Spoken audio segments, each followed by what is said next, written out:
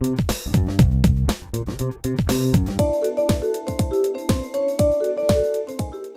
le bonjour à vous toutes et tous, merci de vous retrouver. L'info consommation comme chaque rendez-vous en compagnie de Nicole Lernaud, bonjour. Bonjour Maria, Bonjour, à merci. tous. Alors comme chaque rendez-vous, un nouveau sujet. Alors c'est quelque chose, on y a mûrement réfléchi et de plus en plus, eh bien souvent on est sollicité par téléphone par un commercial qui nous fait tout ça, qui nous propose quoi. Par des plateformes téléphoniques souvent. Voilà, ce sont des Qui plateformes. sont basées souvent à l'étranger. Oui, en plus. En plus. Tout à fait. Alors il y a les assurances, il y a quoi comme type des assurances? On va déjà parler des assurances parce qu'on retrouve de plus en plus du démarchage pour assurance, notamment dans les mutuelles. D'accord. Donc les assurances, attention au démarchage téléphonique. Alors quelles précautions on peut... Lorsqu'on est démarché déjà par téléphone pour souscrire un produit, que ce soit une assurance habitation ou une mutuelle, il y a plusieurs choses à savoir et surtout pour éviter les pièges. Ce sont des produits financiers, on peut s'engager oralement en acceptant la proposition par un simple oui. C'est-à-dire qu'on vous propose une assurance, que ce soit une assurance pour une mutuelle, on va rester sur la mutuelle. Oui.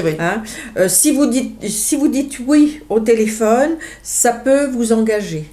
Parce que souvent, les conversations téléphoniques sont enregistrées. Et donc c'est ce qui... Donc si vous dites oui, c'est que vous êtes d'accord. D'accord. Alors, donc je finis ma conversation, je raccroche le téléphone et là je me dis bim. Bim, j'ai fait une bêtise. Alors donc vous êtes certain de ne pas vouloir ce contrat, par exemple. De fait, il ne faut jamais donner ses coordonnées bancaires au téléphone, ni envoyer un RIB. Ça, c'est quelque chose de très important parce que là, vous êtes doublement engagé. Mais est-ce que c'est le même principe que, je veux dire, on peut revenir en arrière, on a changé de décision? Oui, il y a quand même le délai de rétractation de 14 jours. 14 jours 14 jours. Alors, ce qu'il faut retenir, donc juste après ce coup de téléphone.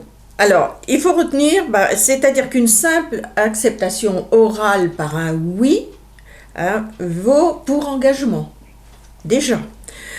Alors, deuxièmement, ne jamais communiquer ses coordonnées bancaires. D'accord. Jamais. Et vous avez votre droit de rétractation de 14 jours. Aussi, la personne qui vous interroge au téléphone vous donne un code et vous demande de le refaire, ce code. Alors, si vous refaites ce code, ça vaut signature électronique. Il faut le savoir. Donc, ça vous donne un accord pour ce nouveau contrat. Ah, c'est fou, les nouvelles technologies. Ah oui, non, mais c'est très bien la signature électronique, mais attention, il y a des pièges. D'accord, ok. Alors, un des conseils, il y a encore des choses qu'on peut éviter. Alors, par exemple, donc on est harcelé, donc on est un petit peu un peu fatigué de tout ça. Donc aujourd'hui, il existe des listes qui a été mis en place. Alors, si vous êtes harcelé, l'espoir, cependant, il y a quand même de l'espoir, ça va quand même se mettre en place. Oui, ça met du temps.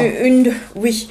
Depuis le temps que c'était demandé, une nouvelle liste d'opposition au démarchage téléphonique qui a été mis en place normalement à l'automne 2015. Automne 2015, ça a été mis en place. Voilà, devrait vous permettre d'avoir quand même des conseils pour arrêter d'avoir ce démarchage téléphonique. Alors justement, quel type de conseils? Alors, pour ces types de conseils, il y a déjà la liste rouge. Quand on ne le donne pas à tout le monde? Quand on ne la donne pas à tout le monde. Il faut commencer aussi par demander à être radié de l'annuaire papier ou l'annuaire sur ordinateur. D'accord, ouais. De ne plus y figurer, c'est gratuit et tout opérateur peut le faire.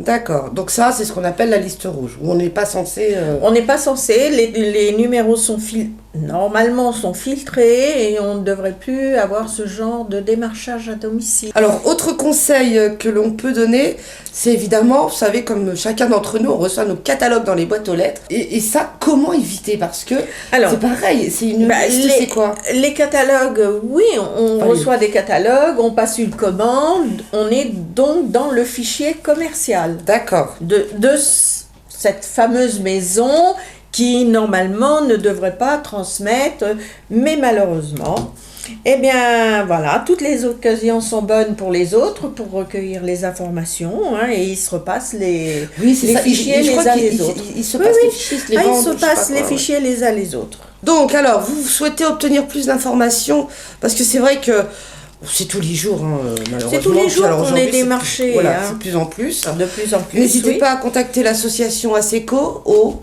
03 86 52 89 32 à Auxerre. Voilà. Et sur ce, on se quitte en se retrouvant très vite, Nicole. À bientôt. À Au bientôt. revoir. Merci, au revoir.